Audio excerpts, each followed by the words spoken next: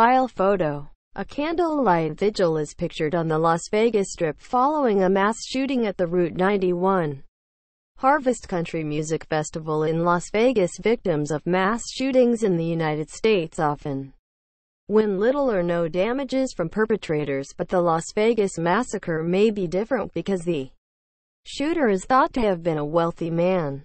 Lawyers said, while there are often few assets to collect from the young men who typically carry out on these killings, Las Vegas shooter Stephen Paddock, 64, is thought to have had multi-million-dollar investments in buildings across Texas and California.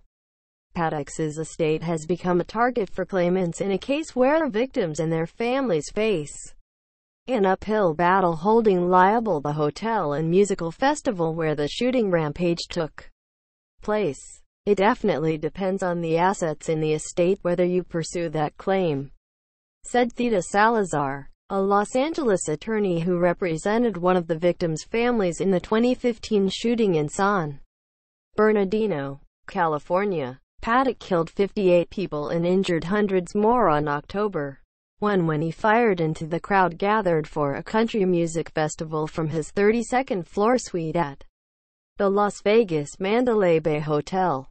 The gunman killed himself before he could be apprehended. His estate was named as a defendant in a complaint filed last week in Nevada State Court. Attorneys who brought that action said they are planning to file more lawsuits. Plaintiff Paige Gasper, who was wounded in the shooting, accused Paddock of battery and the intentional infliction of emotional distress. She also sued MGM Resorts International, the owner of the Mandalay Bay Resort and Casino, event organizer Live Nation Entertainment, and the maker of a gun accessory Paddock used. Slide Fire Solution. Another lawsuit on behalf of a California woman, Andrea Costilla, killed in the shooting, was filed on Tuesday against the same defendants.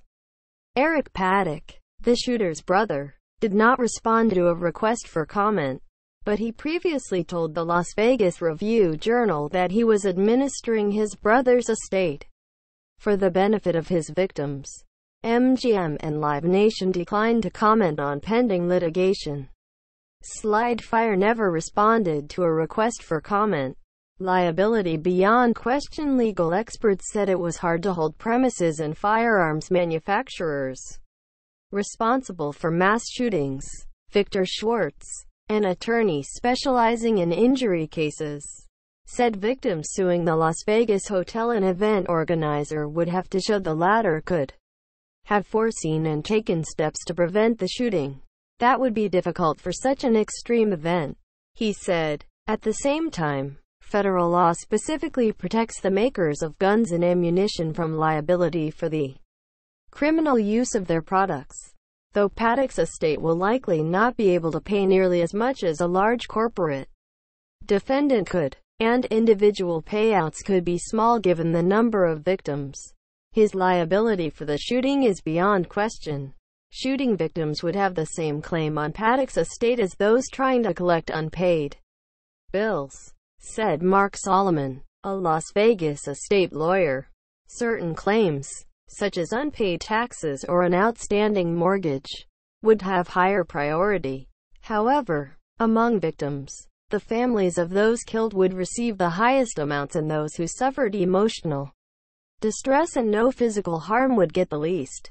Solomon said, Paddock's heirs would not receive anything unless all creditors had been paid. Given the number of victims, there is unlikely to be anything left. Legal experts said, any money Paddock gave away just before the shooting, like the $100 he is believed to have sent to his girlfriend Mary Lou Danley in the Philippines, might also be clawed back as a fraudulent conveyance, said Elizabeth Carter, an estate law professor at Louisiana State University. Though recovery from shooters has been rare, victims have received substantial payments from younger shooters' parents, who have been accused of insufficiently monitoring their children or failing to prevent them from accessing firearms. The parents of the two teenagers who committed the 1999 Columbine High School shooting settled with most of the victims' families for $1.6 million in 2001. Reporting by Tina Bellin. Editing by Anthony Lin and Andrew Hay.